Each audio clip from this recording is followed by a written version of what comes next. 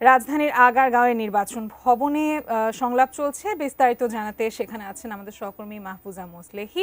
আমরা সরাসরি যুক্ত হচ্ছি তার সঙ্গে। মোসলেহি, আমাদেরকে জানাবেন সংলাপে কি নিয়ে আলোচনা হচ্ছে, কিছু জানতে পেরেছেন কিনা, সর্বশেষ কি তথ্য আছে আপনার কাছে? আজ কিন্তু নির্বাচন কমিশনের রাজনৈতিক দলগুলোর সঙ্গে চতুর্থ দিনের সংলাপ এবং এই সংলাপ 10:30টায় শুরু হয়েছে। আমরা জানিয়ে দিতে চাই যে আজকের সংলাপে বাংলাদেশ জামায়াত ইসলামী, এনসিপি এবং গণসংহতি আন্দোলন সহ আরও 6টি দল এই সকালের পর্বে অংশ নিয়েছে। বিকেলের পর্বে আরও একটি সংলাপ অনুষ্ঠিত হবে, যেখানে জাতীয়তাবাদী দল বিএনপি এবং নাগরিক ঐক্য এবং গণ অধিকার পরিষদ সহ আরও 6টি দল অংশ নেবে।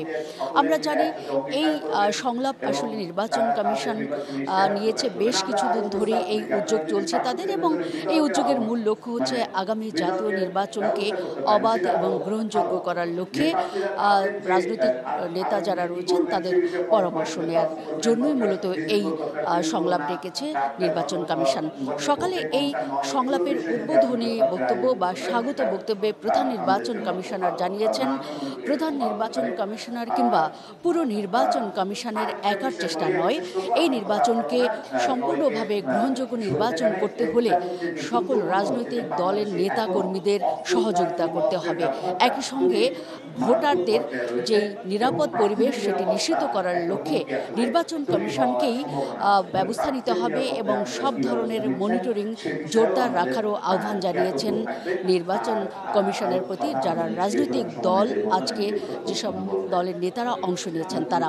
আমরা সকালের যে সংলাপ সেখানে দেখেছি জামায়াত ইসলামের নেতা গোলাম পরোয়ার যেটি বলেছেন, বারবারই আগামী নির্বাচনকে সুষ্ঠু এবং অবাধ করতে হলে এবং এই নির্বাচনকে গণমুখী করার পাশাপাশি যে নিরাপত্তা জনগণের সেটি নিশ্চিত করতে হলে মূলত অবৈধ অস্ত্র যেসব মাঠে রয়েছে সেই অস্ত্রগুলোকে প্রথমেই উদ্ধার করতে হবে এবং বৈধ অস্ত্র যাদের কাছে আছে তাও কিন্তু বিশেষ পরিস্থিতির প্রয়োজনে সরকার এবং নির্বাচন কমিশন যেন জমা নেওয়ার ব্যবস্থা করে।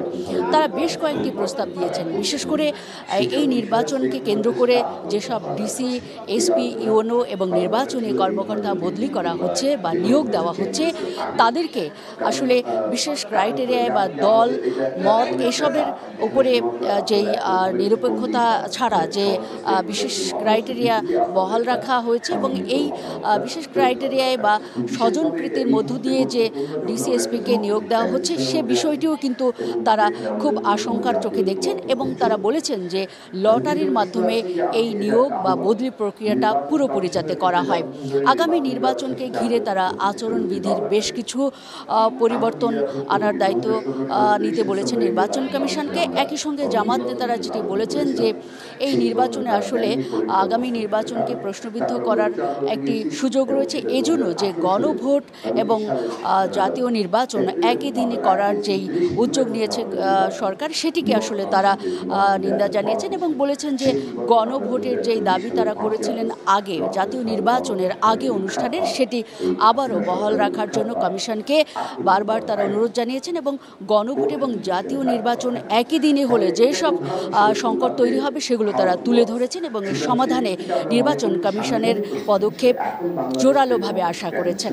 এই ছিল আমার কাছে আদ্রিতা এ পর্যন্ত নির্বাচন কমিশনের সংলাপ নিয়ে সবশেষ পরিস্থিতির খবর।